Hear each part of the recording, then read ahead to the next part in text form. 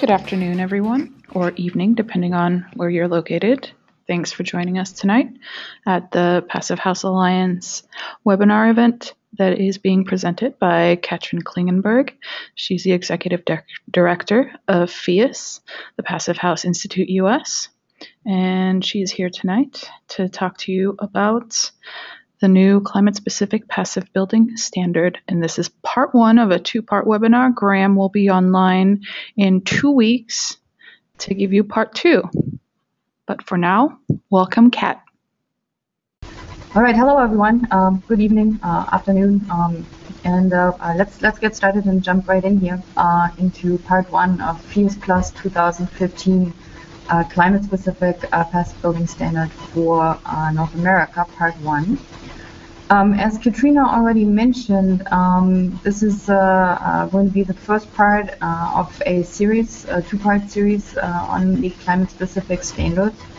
And the idea of the first part tonight is to set the stage for essentially the second part, which will be quite a bit more technical. Graham will go into the nitty-gritty details of the methodology and the technical details behind the standard setting process. I will give you a more general overview and kind of like also a general introduction into the impetus for the study, what motivated us to get this work done, and also kind of like start with a preamble, kind of big picture that puts this in perspective regarding to energy efficiency policy. Before I get started, though, I'd like to say a few things. This is essentially the report of work that has been done over the last 2 years in collaboration with the Department of Energy and Building Science Corporation and the Building America program. And without the support of Building Science Corporation, specifically Betsy Pettit and Joe Stiebrick, and also, of course, Sam Rashkin, specifically from the DOE, this study would have been impossible. So thank you to all those. And I also like to say very much thank you to the PHIUS Technical Committee, which is an expert volunteer body. They have been absolutely fantastic over the last 2 years. Very, very active committee that has been supporting this development along the way, and everything that you see here has been passed through that volunteer committee and has been adopted, voted on with a consensus. So it's truly a collaborative effort. Now, the climate-specific passive building standards, we hope that we will be able to contribute to the development of a pathway to zero carbon here, and I'm going to jump right into my preamble here that will hopefully make this a little bit clearer, that statement. And, in a second, here we go. So I'd like to start with a little bit of a preamble, big picture view of why we were doing this, or why we felt that there was actually a problem that needed to get researched and the process solved. This is an infrared shot right here of the Aqua Tower here in Chicago. We actually can see the building from our office. And it's an unfortunate story of a very new building that, as the story goes, had actually been designed with thermally broken connections for these kind of like very pretty balconies that are kind of like going around the tower and that give it its kind of aesthetic look, which I find very attractive, I have to say. But then, of course, from an energy perspective, if you look at the infrared shot, there's some serious heat loss going on, which could have been easily avoided if the correct detailing had been put in place. So if we're looking at buildings these days this way, it will become clear very quickly that there's significant heat loss going on. And before I start talking about this slide right here, just a little bit of a thought that came to me a little while ago we have laws in place for driving on the highway. Like we limit our speed limits to assure safety on roads that we all use. But we don't have such a thing in place for buildings. And it appears, thinking back to the infrared image of the Aqua Tower, that currently buildings are allowed to, like, just to use this metaphor again, drive at very high speed limits regarding their energy loss and energy consumption, and with it their related CO2 emissions. If you look at this slide right here, we can see immediately that the US and its buildings are a major contributor to CO2 emissions. I mean, it's, the USA is number one in terms of per capita still of CO2 emissions. And there's obviously also a relationship between wealth and energy use. So the trick here is to how can we balance this energy consumption, reduce the operational energy that we use in our buildings, and of course maintain a very high standard of living. So, but that is really the great challenge here, to reduce this significant contribution by U.S. Buildings. In some other paper, I believe it was the Department of Energy paper, I saw a comparison that all buildings in the United States, the emissions that are being put out, they exceed the emissions of the total emissions of Japan, the UK, and France together. So it is a significant impact that our buildings have on a whole global basis here. So this is a slide right here that was published, I believe, in 2006 already by the International Energy Agency, and it's not so long ago that respectable agencies still predicted that we would meet our worldwide increase in energy demand through fossil fuels, and that, as we all know, as climate change is becoming more and more apparent, that it is actually in process right now, we will not be able to follow that path. It is not sustainable. And from there follows that kind of like this trajectory that the IEA had kind of drawn up in previous years, increasing energy demand and fulfilling it with burning fossil fuels, we have to eliminate those fossil fuels. So a transition in the energy economy is urgently necessary, and there's a gap there because there's a limited amount of renewable energies that is available to us, biomass and wind and hydro, and as we eliminate the fossil fuel energy sources, we will have to find other sources to fill in for this gap as energy consumption is still increasing. Now, that gap right there is actually representing efficiency. All sorts of efficiencies, of course, but to a large extent, efficiency in buildings. So the good news here is that as we can calculate what that gap is, we can calculate also, if you have been kind of like following the writings by Bill McKibben by any chance, he had an article in the, what was it, the Rolling Stones, not too long ago, a couple of years ago, I believe.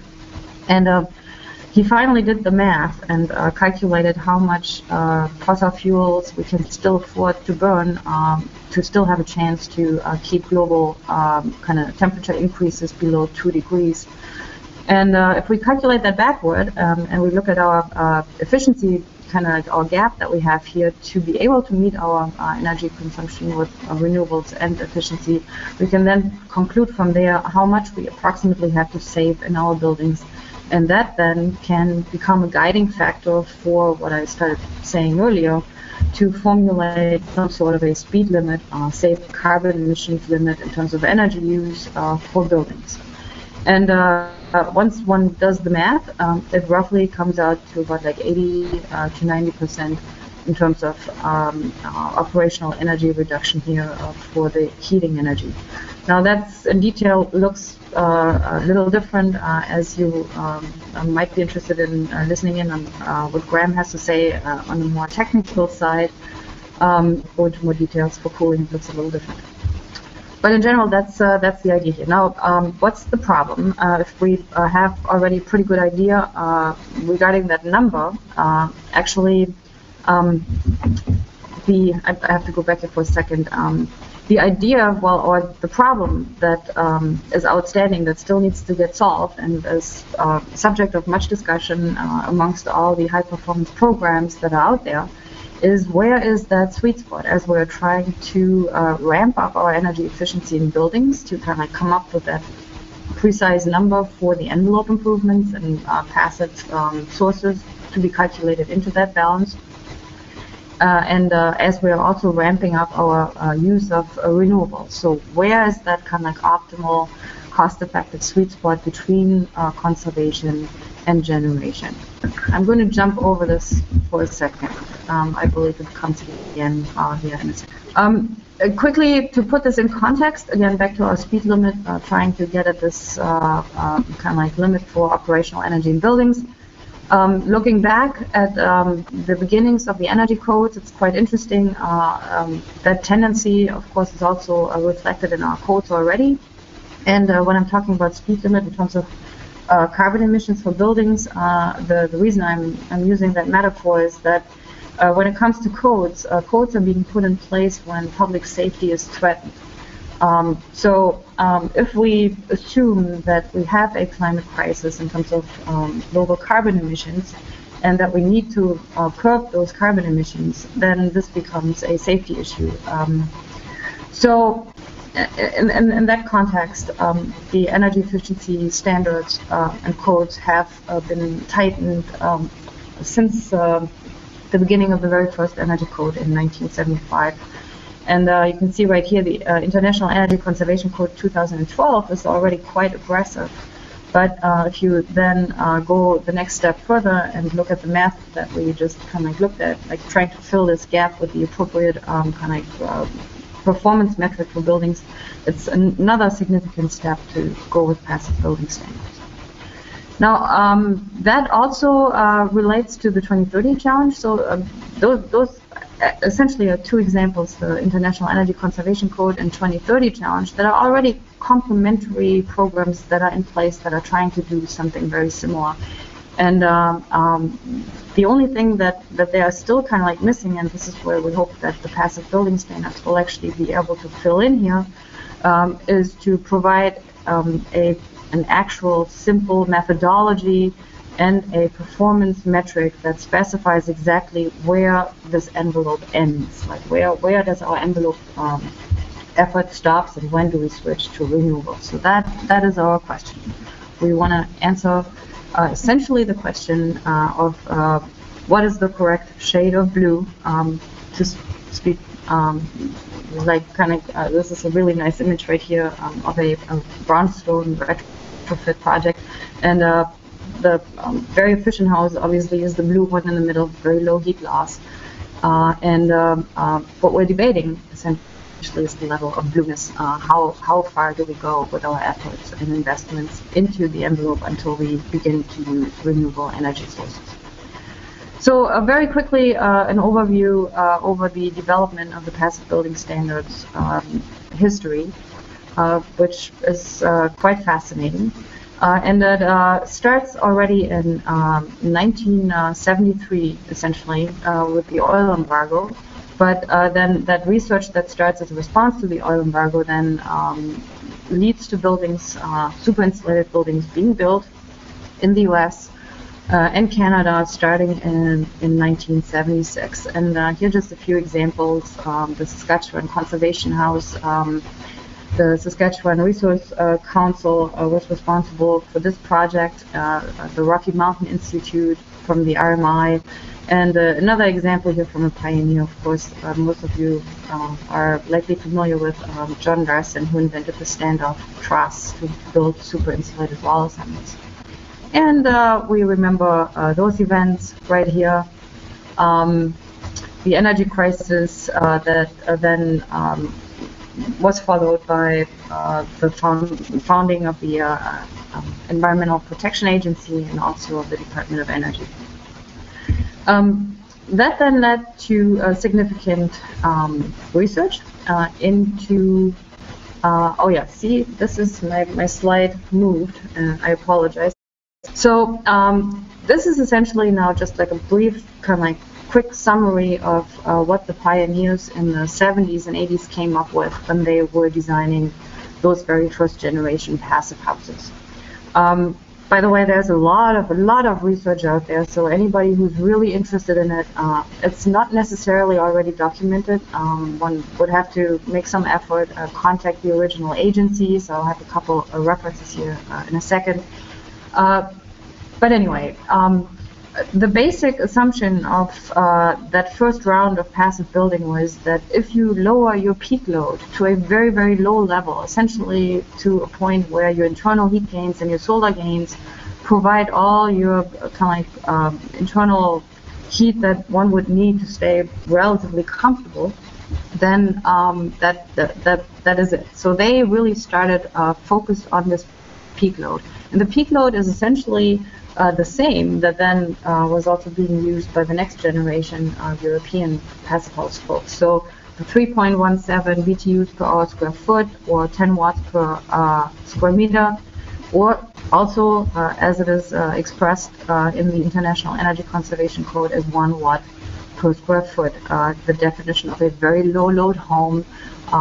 And since 1975, that definition is actually in the International Energy Conservation Code. Actually, International Energy Conservation, not the International Energy Conservation Code, because the Council didn't exist yet, but the predecessor, the Model Energy Code.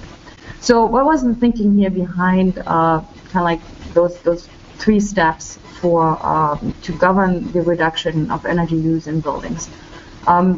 The peak load idea then translated into annual heating and cooling demand reduction.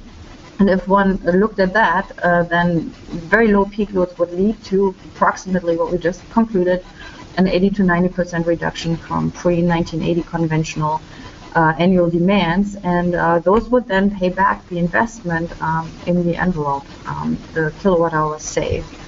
And on the other end, then those first pioneers was also already considered airtightness because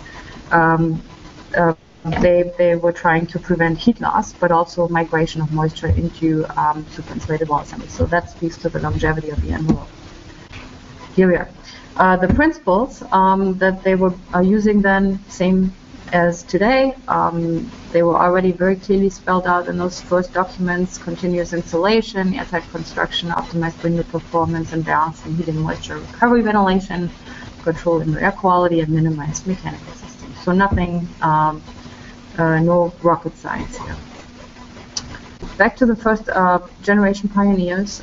This is the super insulated homebook right here, 1986. Apparently there was already a real passive house and super insulation movement going on, and there are quotes that cite about like 10,000 to 30,000 projects built all over the US and Canada. And again here, the National Center for Appropriate Technology, that would be a good place to start if one was interested in finding these early Department of Energy research documentations of passive work that had been done. Okay, so then that takes us to the next phase in passive building development. And in 1986, essentially the passive building technology had been declared mature by those who were involved in building them and in promoting them. But then political change happened, and interest in energy efficiency waned, and the technology was soon forgotten. But energy prices in Europe were still high, and the knowledge migrated. And the European researchers, Dr. Wolfgang Feist, Bo Adamson, they studied, of course, what had been done in the US and Canada, and they took it from there. And they made a further really critical contribution. So remember this little yellow arrow right here, and the highlighted 3.17 BTUs per hour square foot. So they took that peak load idea and translated it into the corresponding annual heating demand in the Central European climate. So this is essentially where this 4.75 comes from. That's a direct application trying to build a building that meets the peak load in the Central European climate, which then will result in annual demands of 4.75. And for cooling, that same number was then simply mirrored. There's no scientific reason for that limit at all. But what was really critical here is that they added this element of a specific energy performance metric to like just the general 80 to 90% reduction that the first generation pioneers were aiming at. They had more like a range of peak loads, and because they were working in different climates, so maybe that's why they didn't jump directly to like annual heat demand as like a critical number. But that is essentially now our metric that works very well as this kind of like safety speed limit that I was mentioning earlier for buildings, because that also then translates into the equivalent kind of carbon emissions. So important also to recognize that these are pass-fail criteria, number one. Number two, that the focus on annual heat demand and peak loads first, that sets up a certain hierarchy in terms of like how one goes about optimizing the design. And so first, conservation is being observed, and then another additional pass-fail metric is being added here, same idea, performance metric per square foot, and that is the source energy or primary energy demand, essentially kind of like what then translates the whole building energy use. So now not only heating and cooling demand, but now we're also considering all the energy consumption from household, anything that would be contributing to what increases the kilowatt hours that on the electrical meter. So that essentially, that number is really the most important one, because that then translates directly into carbon contributions. And then last but not least, the Europeans also then took the air tightness level to a similar level. Well, pass-fail, we come up with one number. And they did studies like at what point, and again back to this, by that time they had applied the 1 watt per square foot kind of peak load. They knew how thick and super insulated a wall would have to be to reach that level of efficiency, and then they could investigate and look at, like, let's say a 12-inch thick wall or 14-inch thick wall. They could investigate like how tight that building envelope would have to be so that moisture would not have a chance to condense in that envelope, and that then is this particular air tightness metric here, the 0.68 CH50. One could argue that this is also a climate-specific metric. All right, then in 2002, I built my house in Champaign-Urbana, and that then was followed by us founding the Passive House Institute US, and we started trainings in 2008 and all over the country. And those trainings then eventually started to generate demonstration projects in many regions. And then from there, we saw the need for voluntary verification, certification, quality assurance for a certification program. And in 2012, in fact, we realized that between like applying a kind of like a performance-based metric to create a very highly performing building had great synergies with the Zero Energy Ready Home program at the time, Challenge Home program of the Department of Energy, which was focused on increasing the renewables portion. So back to what I was saying in the beginning, we have that problem in the building industry now. We need to balance the generation and the conservation And both programs really seem to be going after those two aspects, and we tried to bring them together and kind of start the calibration process. So this is essentially, this work is essentially the culmination of trying to kind of fuse the two programs and to take advantage of the best of both worlds. So this program since then has been very successful. And we have seen a very serious exponential growth curve here in terms of certified projects. And so that is looking quite good. And of course, we're hoping that the exponential growth will continue. And the good news here is that all these projects are essentially already kind of test cases for the combination of PHIUS+ certification, kind of performance-based per square foot basis, in addition to the zero energy ready home design goals, and this seems to be working really, really well. So we have both bases covered, and with the zero energy ready home program also comes very, very stringent quality assurance, which we very strongly feel is necessary to ensure that buildings perform as designed.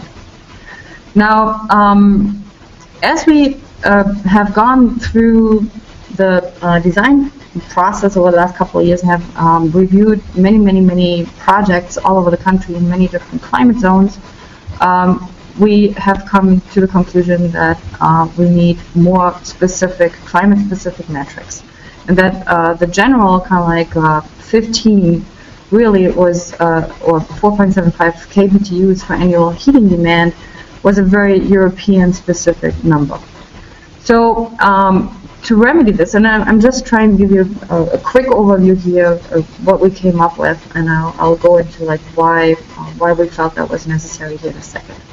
So from what the Europeans had done, this 1, 2, 3 steps, we differentiated for one between heating demand and cooling demand.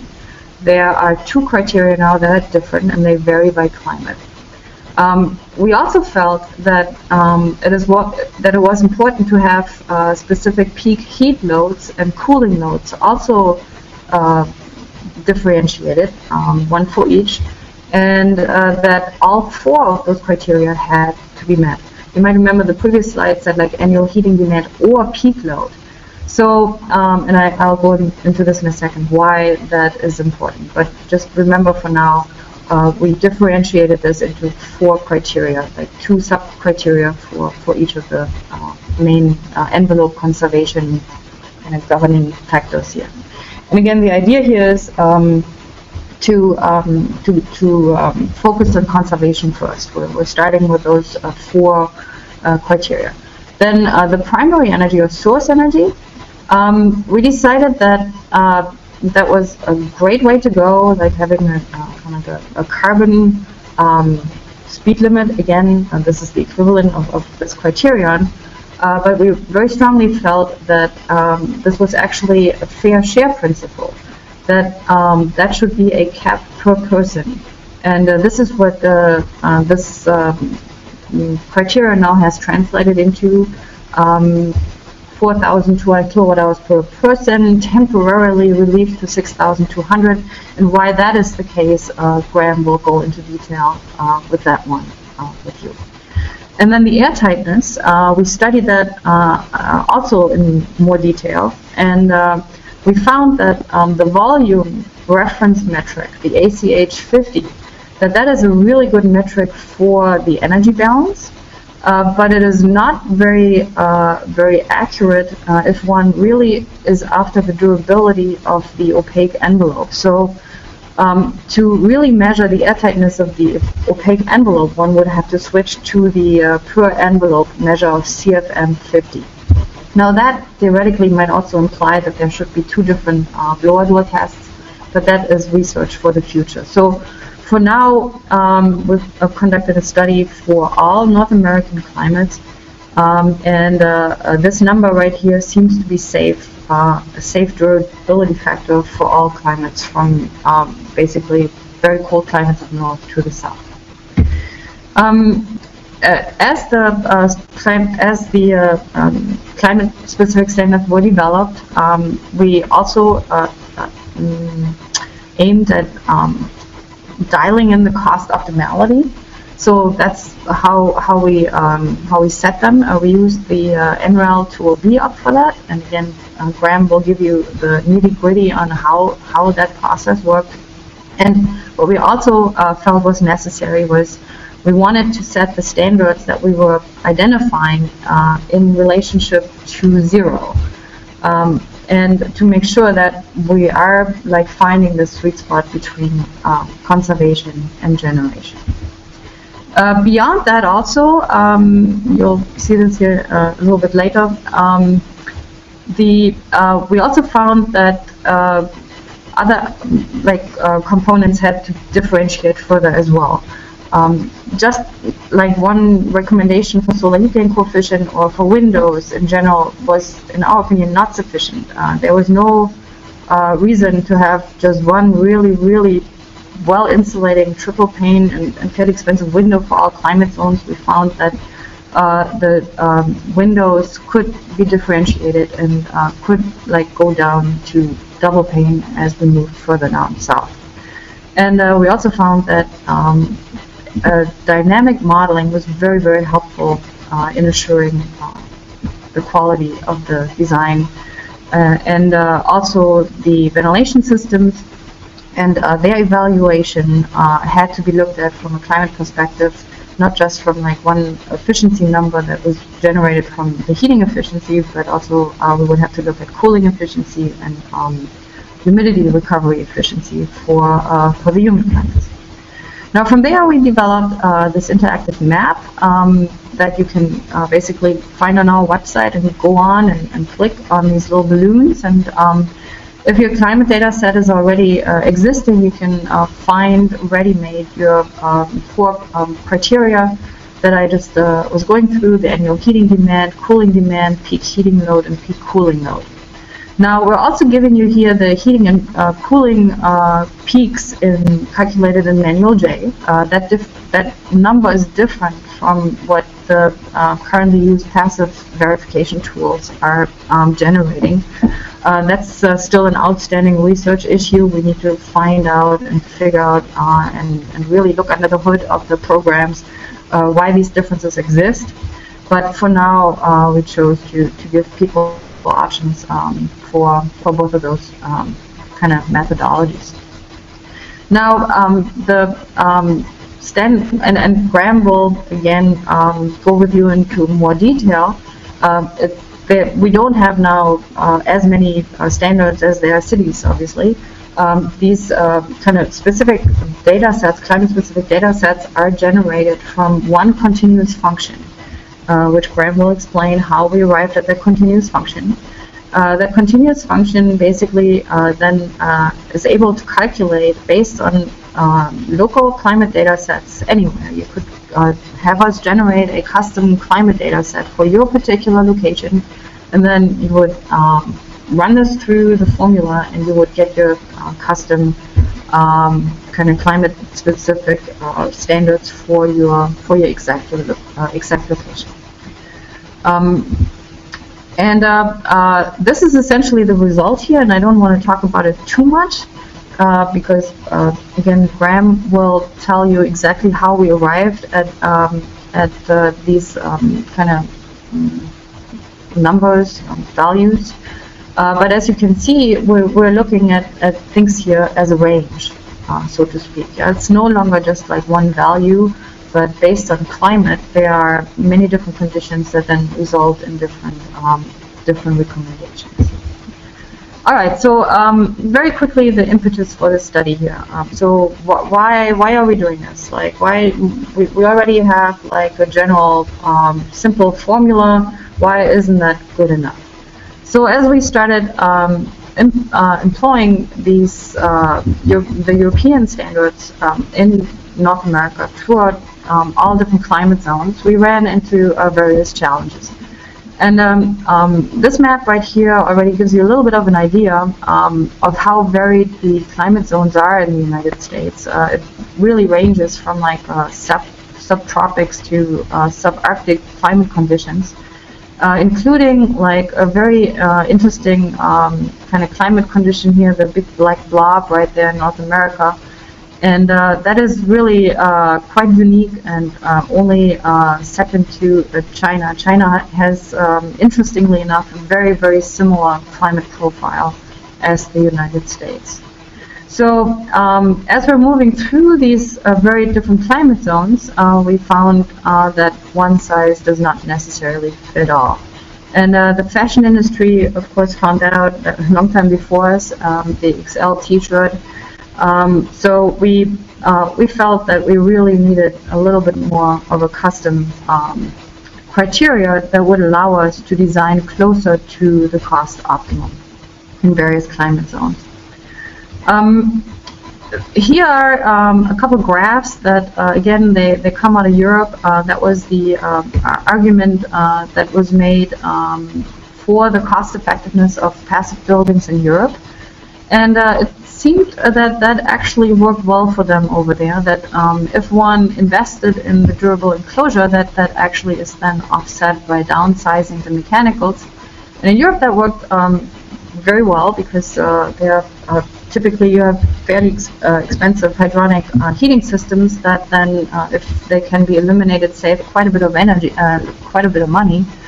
And then once one would calculate into the whole equation the savings, that at that point this particular energy performance at like 15 kilowatt hours per square meter a year, where the dip here occurs in the curve, at that point that would then be the most cost-effective solution of a high-performing building. And then the reason why the curve goes up exponentially after that, that's when PV is being applied on the path to zero. So these graphs, though, were generated when PV was really still very, very expensive. And if you recall, like as I was tracing the genesis of the 15 kilowatt hours per square meter a year as like a consequence of the 1 watt in the Central European climate, it wasn't really being put in relationship to like zero or took the cost of photovoltaics into account. And that is a recent significant change in the market, that PV indeed has become competitive, and that really needs to be calculated into such design guiding standards. That then also leads to the conclusion that these standards probably have to be somewhat dynamic because the market conditions change. As well as world prices for materials and PV.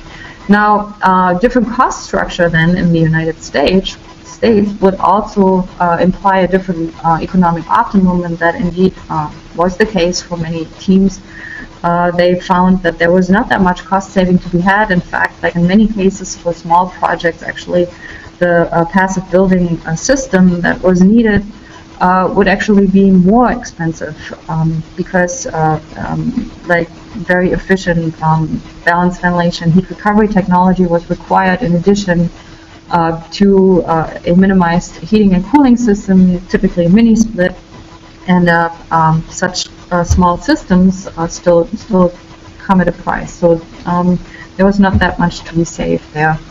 Now what we also found was that the one-size-fits-all energy metric for the envelope to start the design with, is a significant design constraint.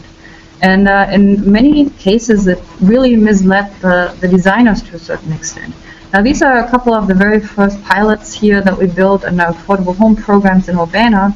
And you kind of can see that the prejudice that has been expressed in newspaper articles that passive buildings have very small windows and need to be kind of like boxy, that actually, in hindsight now, was indeed the case. So most of the window area had to be kind of placed on the south to meet those very challenging overall annual demands that we were trying to design to. And this is in the central North American climate here, colder than the Central European climate. And it basically forced us to have very low window areas overall, because the super insulated wall is always better than a window. And most of those windows were on the south. In the other case, here the right hand, the little blue house, that was actually an interesting one. It was inspired by the solar decathlon. A couple came to us and said, like, well, we really like the solar decathlon. We want a one-story, small, modular home, and we want passive house. And I said, like, well, I really can't make that work. So we essentially had to go to 2 stories, which is not necessarily what you want to have to do to meet a performance standard, right? So if you have a performance standard per square foot, and your heat loss for a small, flat pancake, like not so efficient shape, is not good enough, like it would make designers, just to meet the standard, to build a larger envelope in a sense. That was called the small homes penalty. It was very, very difficult to build very small structures and to meet the standard. So there's that. And another example from a very cold climate in Edmonton that is cited in the final report on the climate-specific standards that is published currently in a draft form on the Building Science website. In that particular case, very cold climate but very sunny, the designer went for all southern glass, and in that climate, actually, to increase your glass to get more solar gain to meet the standard is essentially not a very beneficial decision, because then the result from it was that they created a significant cooling load. And they were not able to control, and still were not able to bring the peaks down sufficiently that they were able to assure the low flow ventilation, kind of like super insulated building comfort. It was very difficult to maintain comfort even in the cold season. So, and then there's the topic of diminishing returns of insulation, right? So if the standard is set and it pushes you to use more and more and more and more insulation to meet the standard, in some climates it would look like 18, 20, 24 inches of insulation. At some point, how flat is too flat? And we were doing a pilot project in South Dakota, an affordable home again, a single story, very difficult to meet. And we were looking at, like, what is really this last inch of insulation saving us? And it was like 200 kilowatt hours. And it was polyiso. It's not necessarily cheap amount of insulation.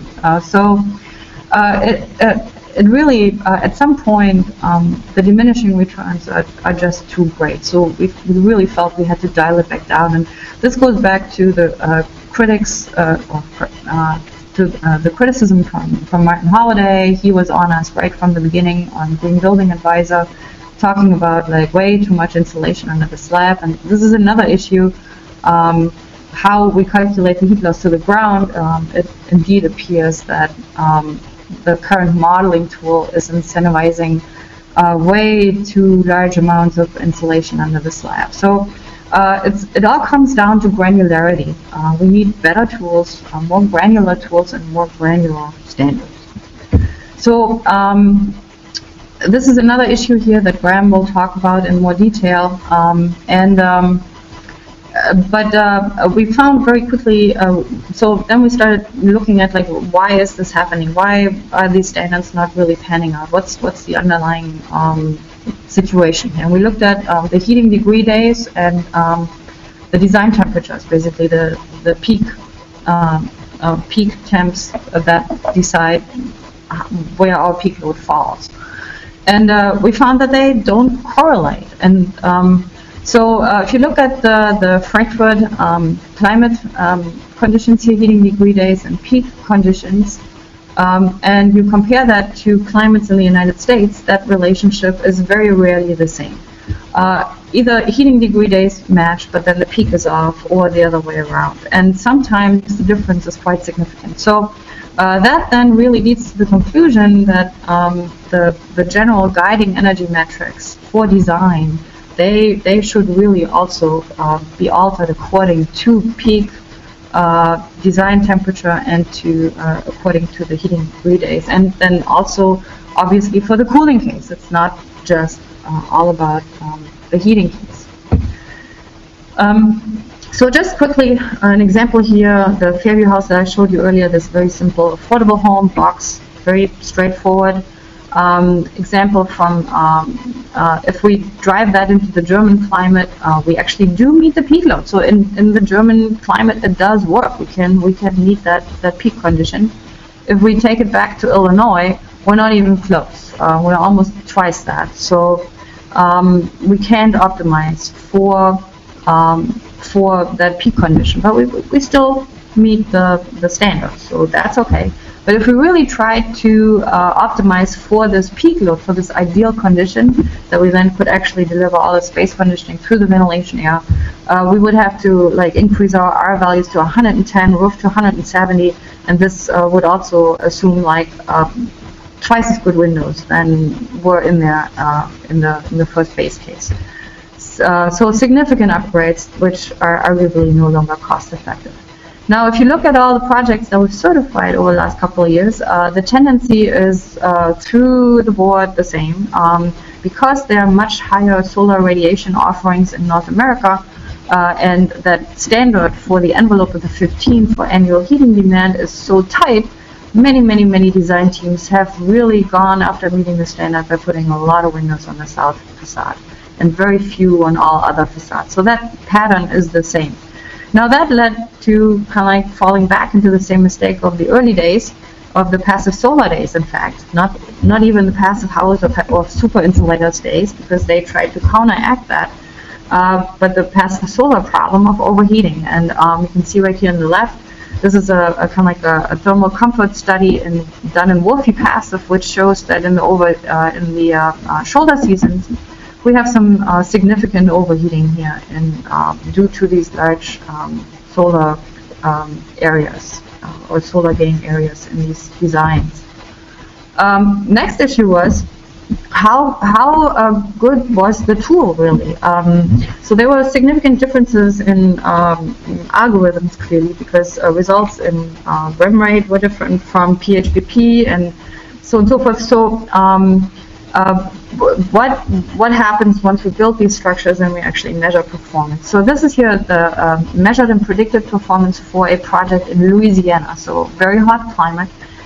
We found that the predicted values were off by a lot. Heating was totally overestimated, and cooling was overestimated by about 30%.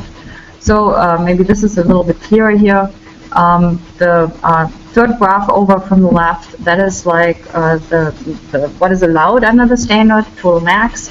The fourth graph over from the left is as modeled in PHPP, and then the fifth one is as modeled in rem rate. And then one over, and this is measured data from 2 years, that is actually what happened in the building. And again, interestingly enough, quite a bit higher internal usage, much higher than PHPP would assume. And therefore heating is absolutely non-existent, because we have way higher internal gains. And also the cooling, despite those higher internal gains, the cooling was 30% lower than modeled in the model. So some quite significant discrepancies here. And that was not the only climate that we saw this in. This is an example here from Oregon, the Salem house. Again, we're talking very small overall consumption, and one might argue, well, 3,000 modeled and consuming 4,000, or 3,800 modeled and 4,500 consuming, not so bad. But that is still a pretty significant difference here, over 30%, I think. It was a larger difference, like 60% for the blue consumption here, all non-space heat difference. And that then again confirms the assumption that there is much higher miscellaneous energy consumption going on in American homes, North American homes. And we looked into the ResNet assumptions, and they were stunningly higher than what the assumptions were in PHPP.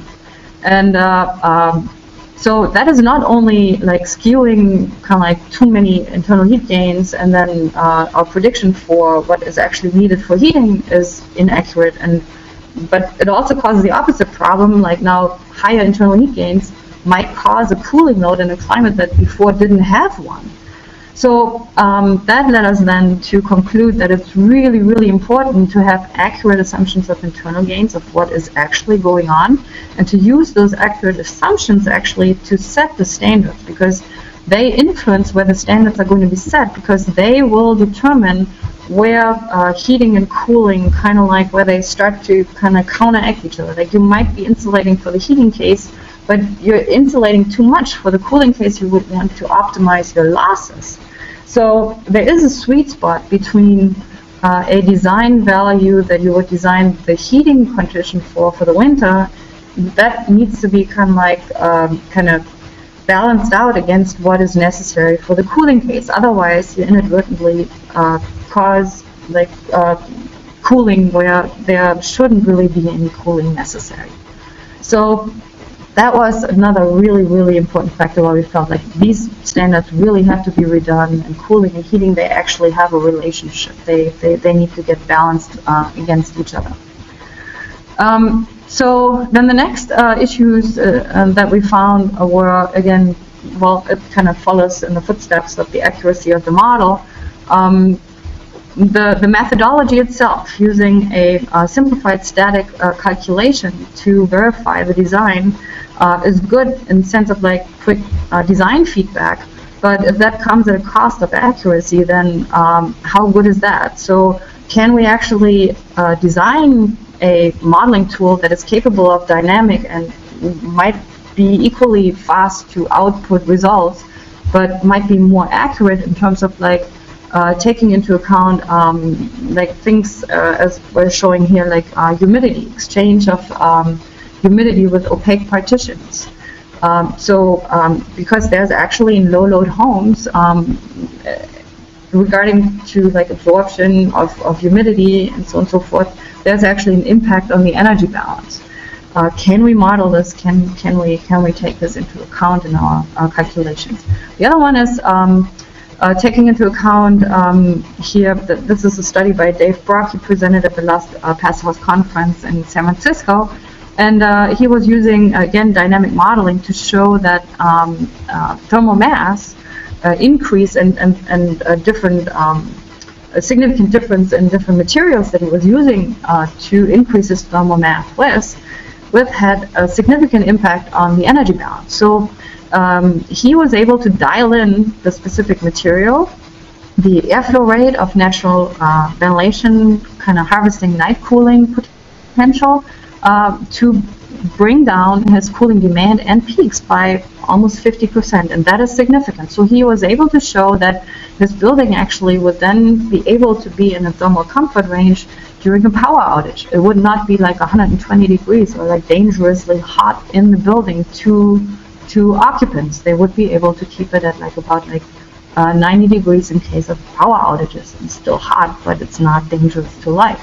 So really, really great modeling capabilities that we then here can employ to create more accurate energy models.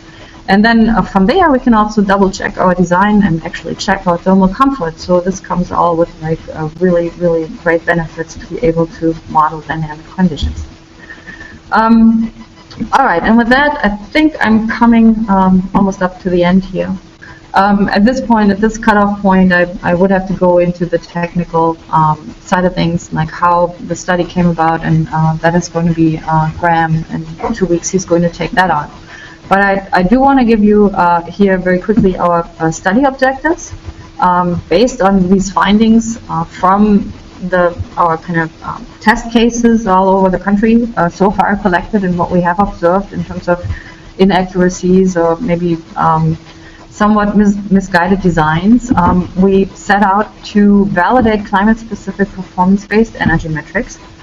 And what we're hoping to do with that is basically that they will serve as design guidelines that have already kind of like a cost optimization encapsulated in them. we are essentially going through the process for all different climates and then come up with a shorthand of per square foot energy performance that then would help the designer without having to do a per project cost optimization to be very close to the most cost optimal solution at that particular point in time in that particular location.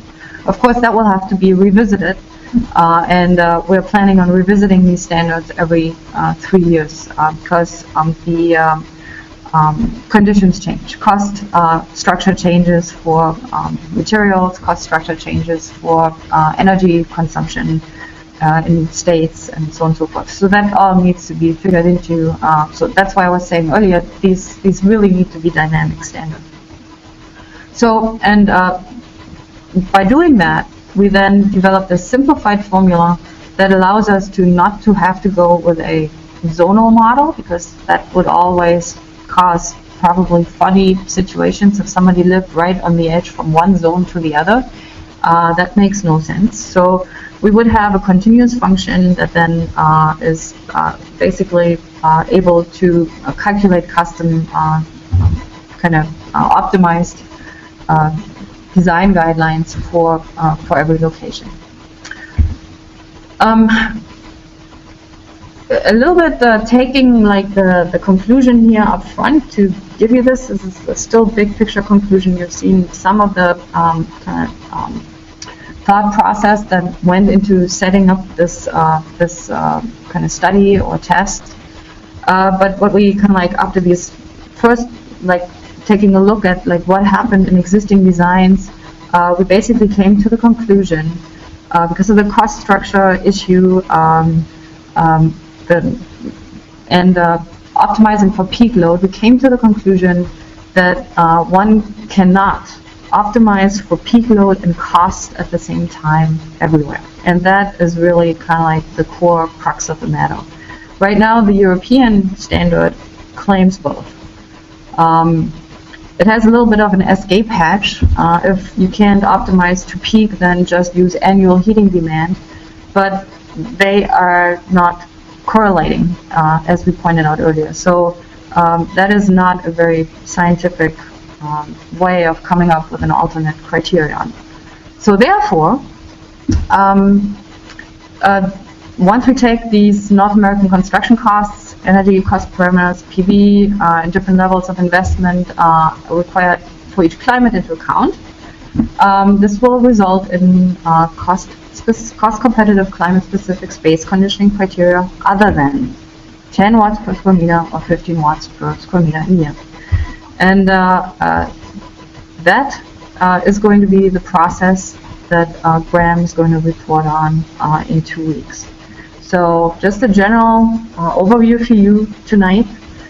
If you're a policymaker and you're not necessarily in need for the specific details, maybe this already gives you a good overview of what we're trying to do here.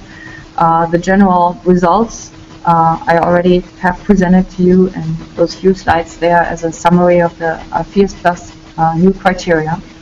And just a quick note on how this is being implemented right now.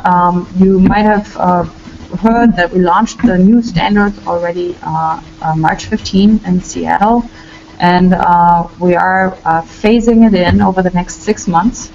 And we're phasing out the European base that we have been working off of over the next 6 months. And we're moving forward with climate-specific standards.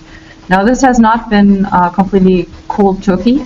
We actually, in fact, have been testing these climate-specific standards already for about a year, ever since we had first results.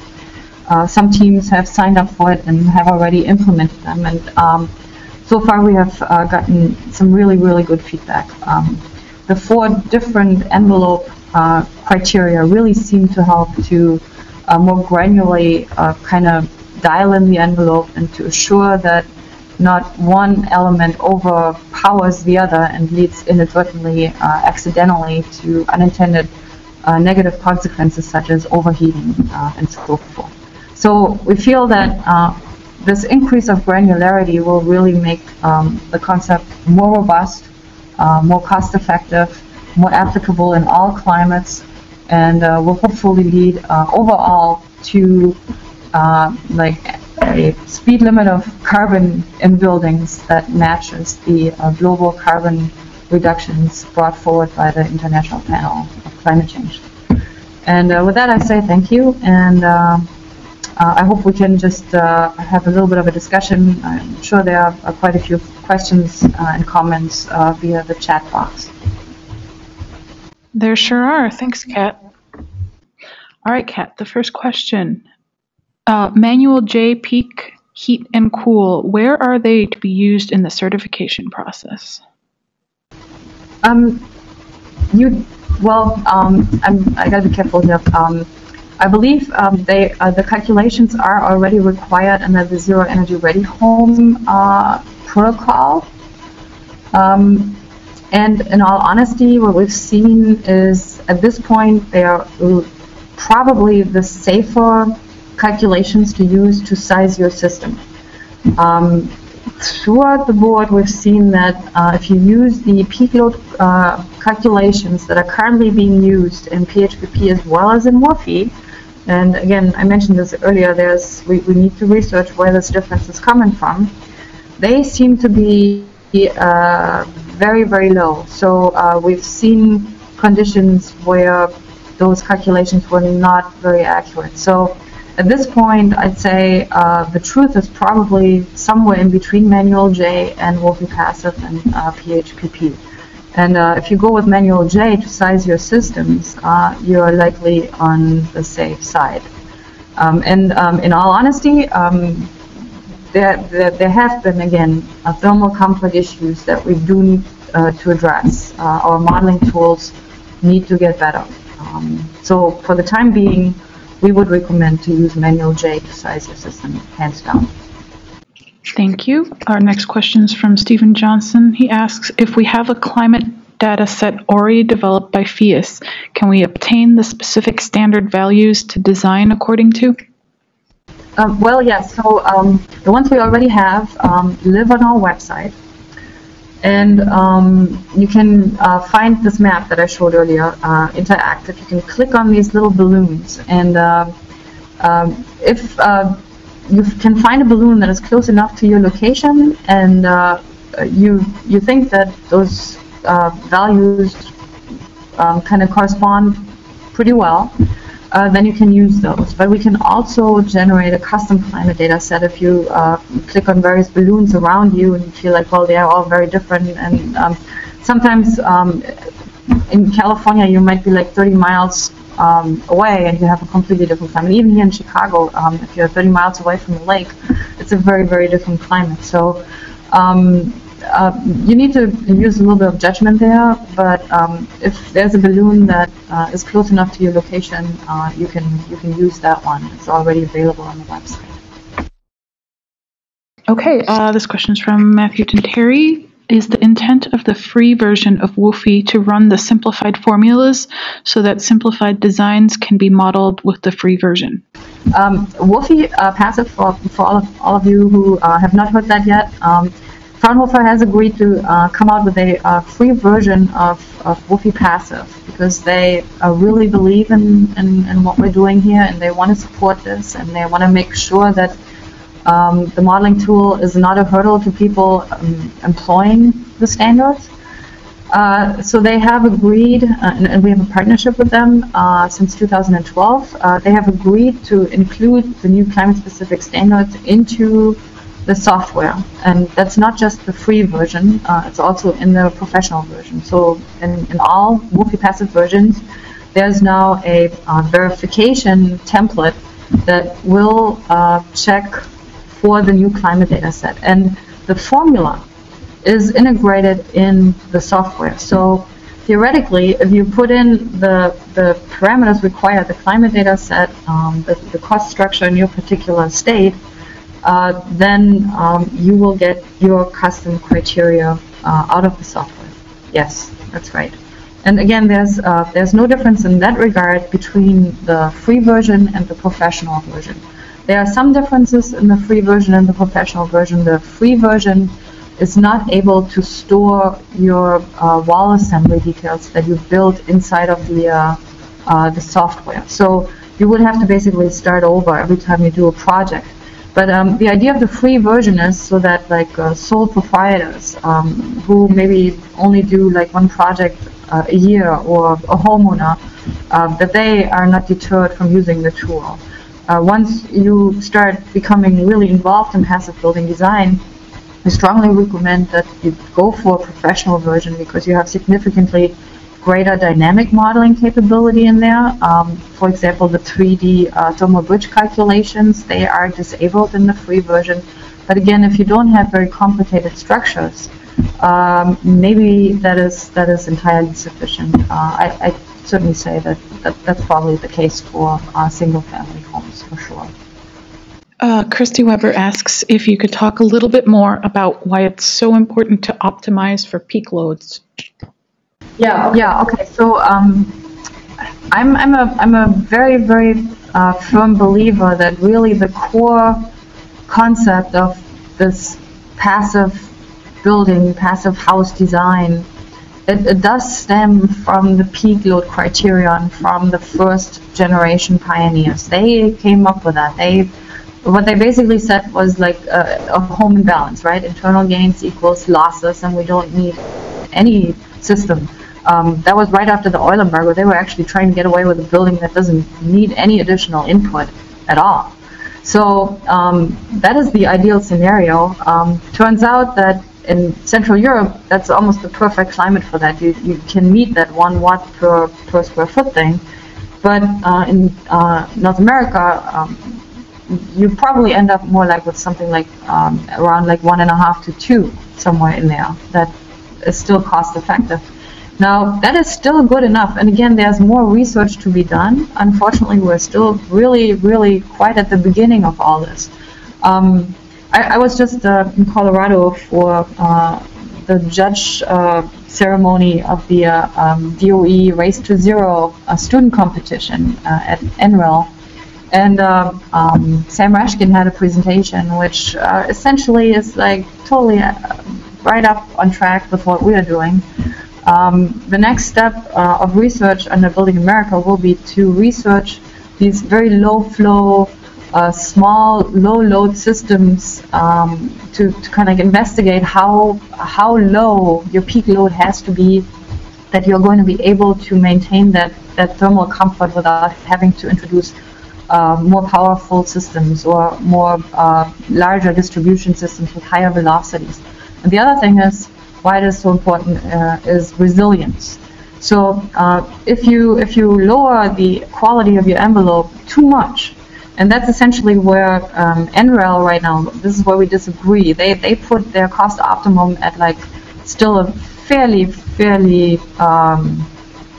low envelope level of insulation. They still have to have a significant conditioning system to maintain comfort with what they recommend. They are basically like code for the wall, like 2026 somewhere in there, and that does not give you a low enough peak that in case of a power outage that your building can actually coast through without dropping down below a certain temperature or without heating up to a certain temperature that then possibly endangers life. So that's the other thing. Very low peak loads allow buildings to coast if there's ever a blackout, because they were designed essentially with like in mind, like I want to design a building that is always comfortable without any energy input. So that's really the main important thing, resilience, and that's what makes Passive House so strong in this whole climate arena. It's not only it's not only a strategy to mitigate climate change, but it's also a strategy to adapt and to make people more resilient to what might happen if we have giant snowstorms or sandy or who knows what. Okay, our next question is from Matthew again. He asks if you could speak to the use of automated shading and electrical lighting controls to reduce associated loads. Yeah, absolutely. That would be fabulous. and best practice, of course. But again, that adds additional cost, and then that would have to be balanced on a project by project basis. Now, for as we're moving into larger buildings, and for those of you who have maybe not heard that yet, but there's a lot of motion in the affordable housing market right now. A lot of folks are jumping on the passive multifamily bandwagon. The Pennsylvania Housing Finance Agency, they started first, and they basically awarded extra points for passive building certification in their competitive process of funding such buildings. And on April 7th, the Green Communities, what is it, the energy, can't think of the name right now, but the Green Communities criteria that are used by many affordable finance agencies for their competitive process for bids to get money for affordable developments. PHIUS+ certification has now been included and is being awarded extra 5 points under the Green Communities criteria. Enterprise Foundation, that was what I was looking for.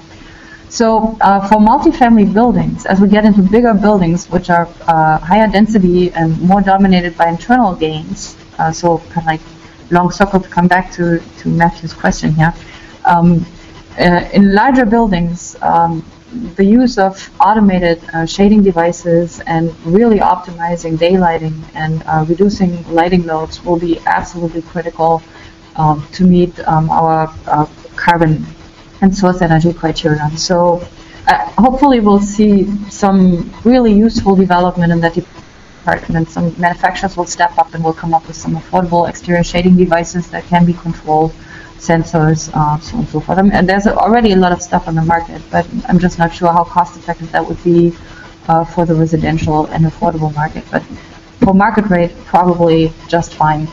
So yes, go for it. Awesome. Bill McDonald asks, can a passive house currently under construction switch to be certified using the new energy standard? I believe so. Under construction?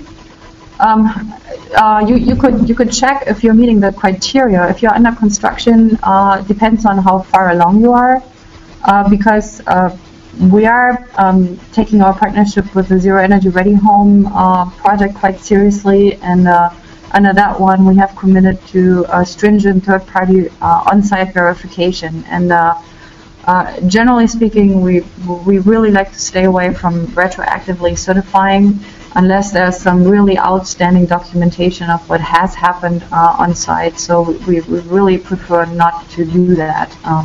So I'd say it depends on how far the construction is already along.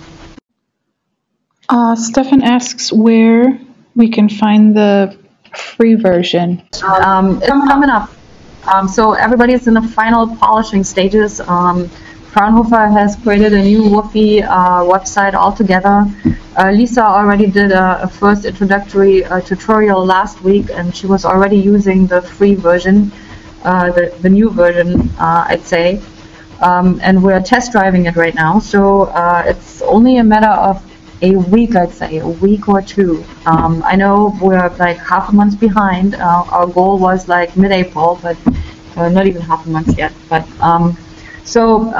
it's soon, within a week or two. Roger Taylor asks, you went over 4 pass-fail and 3 hurdles. What are the 3 hurdles? Yeah, okay, so that's excellent question. This is a little bit of a difficult kind of thing to explain. So there's a significant difference between kind of like how Building America and Zero Energy Ready Home and NREL and BEOP think about finding the sweet spot between conservation and renewables right now. If you look at like what they're doing, they're basically saying it is source energy that matters, so we're kind of like on the same page there, but they're saying like it is source energy that should be cost optimized. And if you do that, then you kind of like shortchange conservation. So what distinguishes the architecture of the standard, or the way how we propose to design for a really good envelope, is that we basically create a hierarchy of 3 steps. The first hierarchy is you meet the envelope criteria. So that would be heating demand, cooling demand, peak load, and peak load for heating and for cooling. So basically our envelope / space conditioning piece. And that also is not just like envelope and totally passive means that get calculated into that energy balance. There's also a small allowance for what we call low-grade energy. Yeah, we have the heat recovery ventilator in there. That's essentially kind of like a passive recovery of some kind of like an energy potential by like 2 airstreams passing each other and passively transferring that the energy from one airstream to the other. Or a brine loop is another example. You have a very small, efficient pump, but if you run a liquid like underground, driven by like basically 10 watts, you can extract a pretty significant amount of energy from the ground temperature and transfer that through a heat exchanger into the ventilation stream and harvest that energy. So these systems have very, very high COPs. They are almost passive, let's say. Yeah. So that's what happens during hurdle 1. Once you have done that, then you go on and you optimize your energy balance in terms of like now you're adding efficient equipment like a heat pump for heating and cooling, for hot water. And that further optimizes your energy balance. Like a heat pump that has a better performance will give you a better source energy result, right? So we basically say optimize conservation passively first, and then optimize through tapping into efficient equipment. Because the classic engineering approach is really like engineers like to argue, well, you don't have to invest so much into the envelope because it's much more cost-effective to use an efficient piece of equipment. We don't want that. To be able to meet our goal, this gap that we're trying to close from efficiency, we need to kind of like make our architecture system, our hurdles, a little bit kind of like biased towards conservation first. And then we optimize to efficient equipment, and then the last third hurdle is the quality test of your air tightness, and that's the durability hurdle. So first step, conservation, envelope focus, low-grade energies. Second step, efficiencies through systems, and then air tightness. This question asks, can a project in Canada be certified under the climate-specific standards? Yes, so we have a few climate data sets from Canada, and they are on the interactive map. We didn't have very many, but we can generate custom climate data sets. Not very expensive to us, just $75. Yes, absolutely. So the cost structure is very similar, so the standards apply in Canada as well. Now, it's a really good question because it's really just Canada and the US that we're certifying right now. We have inquiries from Italy, for example, and from China as well. People are very interested in this topic, but of course, because the standards are so specific to cost, we would have to basically employ our process to or adjust with cost data from that particular country. And once we do that, we can basically develop standards for any country, cost structure, and energy prices in any region. But for now, we have done so only for North America. Well, for the US and Canada. We haven't tackled Mexico, etc. yet. So that of course, is also on the research list. All right, get your questions in. I see one more here asking, are there any books on WUFI passive being written or published? Yes, so we're working on a manual right now, and we will get this out as soon as we can. And in the meantime, there's a very good WUFI website out there. And as part of kind of like our kind of engagement with Fraunhofer, we are also providing technical support starting when WUFI Passive comes out. For now, because, so now this is then again the trick, because we also need to finance what we do to a certain extent. So does Fraunhofer. So the support that we can provide for the free version must be limited, because we just can't cover everybody. We have a limited staff. But we will have a forum similar to what NREL does for the BIOP software. We have a dedicated area on the PHIUS forum where Graham and Lisa will answer questions in more detail to members of PHIUS, as well as to those who hold professional licenses to WFOE. And anybody can read those answers to those questions. But you have to be a member or a professional license holder to get a more lengthy answer. And we are committed to maintaining that on a daily basis, basically. Great. Thank you so much for sharing your time with us, Kat. And in case you did not see, I have shared a few relevant links via the chat box. There's a link over to the overview of the new standard and a link to project certification under the new standard. And of course, there's always more information on PHIUS.org and PHIUS.org.